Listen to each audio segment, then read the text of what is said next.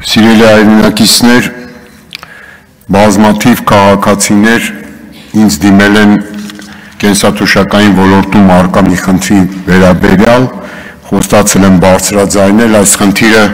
թերևս վստահ եմ նաև պատասխանատուները կասեն,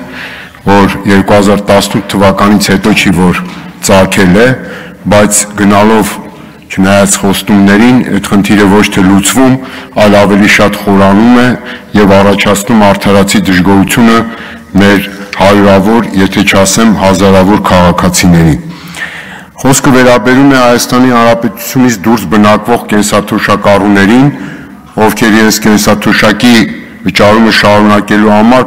պարտադիր տարեկան մեկ անգամ պիտի գան Հայաստան, ներկայանան կամ բանկ կամ սոցիալական ծառայություն, որպեսզի այնտեղ իդենտիֆիկացվեն, իբրև թե իրենց ողջ լինելու հանգամանքը փաստվի։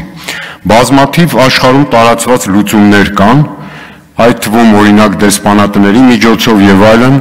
որ կարող է այս հարցը կարգավորվել։ Իդեպ 2021 թվականին դեռևս դեկտեմբեր ամսին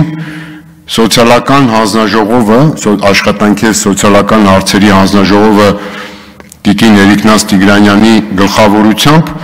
մի քաղաքացու օտարերկրյա բնակվող մի քաղաքացու պատասխանել է, որ այո, արդարացի է բողոքը, քննարկում են նախարարության հետ եւ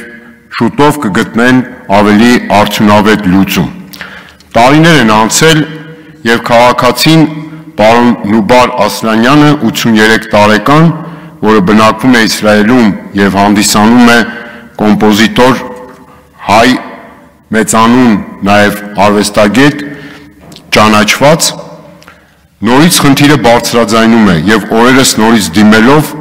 իր հուզմունքը չէր կարողանում թաքցնել այս անտարբեր վերաբերմունքից։ Տասնյակ դիմումներ աշխատանքի եւ սոցիալական հարցերի նախարարությունից եւ այդ պատասխանները, եթե խնդիրը այսքան խորը չլներ, կարելի էր ասել նույնիսկ ծիծաղելի են։ Մարդը այս ընթացքում նաեւ իր կնոջ հետ միասին օբյեկտիվ պատճառներով պայմանավորված չի ստացել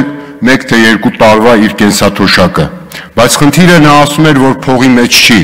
այլ վերաբերմունքի, որովհետեւ Հայաստանի Հանրապետության դրոշը եւ անունը բարձր պահող օտար ափերում մեր մասին դրական պատկերացում ձևավորող մեծատառով հայ մարդը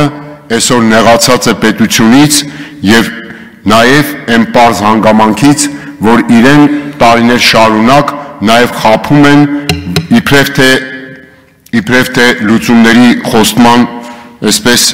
քողի ներքո։